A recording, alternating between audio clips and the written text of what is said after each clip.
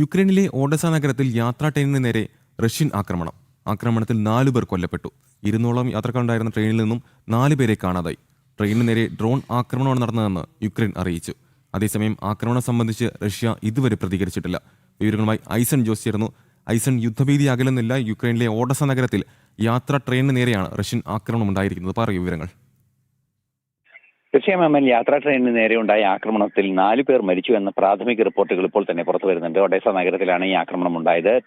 ട്രെയിനിന് നേരെ ഉണ്ടായ ആക്രമണത്തിൽ ഏതാണ്ട് 4 പേരെ കാണാതാവുകയും 200ഓളം പേർ ട്രെയിനിലുണ്ടായിരുന്നു. പരിക്കേൽക്കുകയും നിരവധി പേർക്ക് പരിക്കേൽക്കുകയും ചെയ്തിട്ടുണ്ട് എന്ന റിപ്പോർട്ടുകളും പുറത്തു വരുന്നുണ്ട്. ഇത് റഷ്യയുടെ ഒരു തീവ്രവാദ സ്വഭാവം അല്ലെങ്കിൽ ഭീകര സ്വഭാവമാണ് കാണിക്കുന്നത് എന്ന പ്രതികരണമാണ് ഇപ്പോൾ സെലൻസ്കിയുടെ ഭാഗത്തു നിന്ന്, അതായത് യുക്രൈൻ പ്രസിഡന്റ് വോളോഡിമിർ സെലൻസ്കിയുടെ ഭാഗത്തു നിന്നുണ്ടായിരിക്കുന്നത്.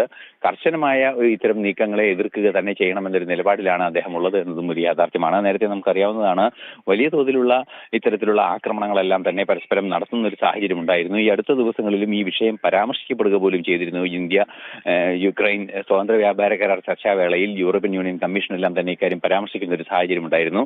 ഇതിന് പിന്നാലെയാണ് റഷ്യയുടെ ഭാഗത്തു നിന്ന് അതിശക്തമായ ഒരു ആക്രമണം ഉണ്ടായിരിക്കുന്നത്.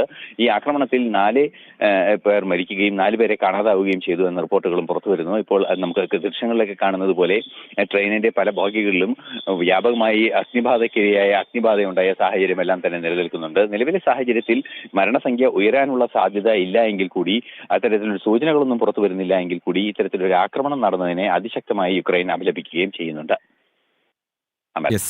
യുക്രൈനിലെ ഓഡസ നഗരത്തിലാണ് യാത്രാ ട്രെയിനിന് നേരെ റഷ്യൻ ആക്രമണം.